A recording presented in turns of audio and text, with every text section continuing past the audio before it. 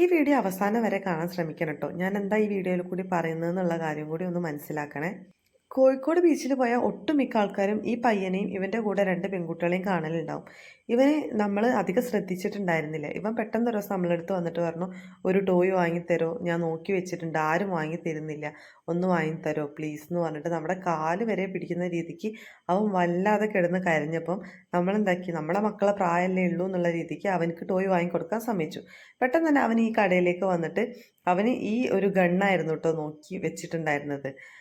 ആ കൂട്ടത്തിലുണ്ടായിരുന്ന ഏറ്റവും വലിയ ഗണ്ണാണത്. അപ്പോൾ അവനതാ വേണ്ടത്. അപ്പോൾ നമ്മളത് വാങ്ങിക്കൊടുക്കുകയും ചെയ്തു. അത് കിട്ടിയ സന്തോഷത്തിൽ അവൻ എങ്ങോട്ടോ ഓടിപ്പോയിട്ടോ. അതിന് നമ്മൾ അവനെ ഫോളോ ചെയ്തു. അവൻ അത് വെച്ച് കളിക്കുന്നതൊന്ന് കാണാൻ വേണ്ടിയിട്ട്.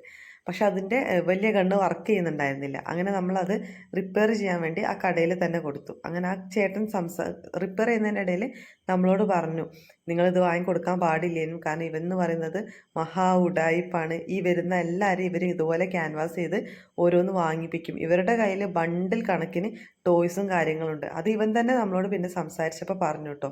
പിന്നെ ഇവന് 2 അനിയത്തിമാരുണ്ട്. അത് ഇവനേക്കാളും വലിയ പുള്ളികളാണ്. ആ കാര്യങ്ങളൊക്കെ ഇവർ പറയുമ്പോഴാണ് നമ്മൾ അറിയുന്നത്. ഇവർ ഒരു വലിയ മാഫിയ തന്നെ ഉണ്ട്. ഇവർക്ക് സ്വന്തമായിട്ട് ഇവർ 3, 4 കാറിലൊക്കെയാണ് ഇവരെ നാട്ടിൽ നിന്ന് വന്നിട്ടുള്ളത്.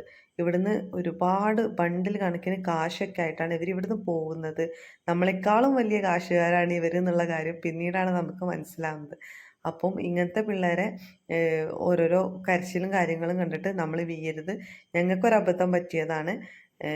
അതേപോലെ ഇനി ഈ കോഴിക്കോട് ബീച്ചിൽ വരുന്ന ആൾക്കാർ, പുതിയ ആൾക്കാർ, അതായത് നമ്മുടെ കോഴിക്കോട്ടുകാരല്ലാത്ത കുറേ ആൾക്കാർ വരുന്നുണ്ട്. മലപ്പുറക്കാരായിട്ടും അങ്ങനെ കുറേ ആൾക്കാർ വരുന്നുണ്ട്. അപ്പോൾ നമ്മളൊരിക്കലും ഇവരെ കണ്ണീര് കണ്ടിട്ട് നമ്മൾ വാങ്ങിക്കൊടുക്കാൻ നിൽക്കരുത്. കാരണം നമ്മൾ പറ്റിക്കപ്പെടാണ് ഈ സംഭവം. ഈ പിള്ളേർക്ക് ഒരുപാട് സാധനങ്ങൾ ഇവരെ കയ്യിലുണ്ട് കേട്ടോ. ഈ കച്ചവടക്കാരാണെങ്കിൽ നമ്മളോട് ഇത് വാങ്ങി കൊടുക്കുന്നത് വരെ പറഞ്ഞില്ല കേട്ടോ, ഇവരുടെ ഈ ഉടായ്പ് കാര്യങ്ങളെ പറ്റിയിട്ടൊന്നും. അവരുടെ കയ്യിൽ നിന്ന് സാധനം പോയി നമ്മൾ കാശ് കൊടുത്തതിൻ്റെ ശേഷമാണ് അവർ പറയുന്നത് ഇത് ഇവരുടെ സ്ഥിരം പരിപാടിയാണെന്നും ഇവരിവിടുന്ന് ഇങ്ങനെ ഓരോന്ന് നോക്കി വെച്ച് പോയിട്ട് ഓരോരുത്തരെ കൈയും കാലും പിടിച്ച് അവരെ കൊണ്ട് അത് വാങ്ങിപ്പിക്കാറാണ് പതിവെന്നും.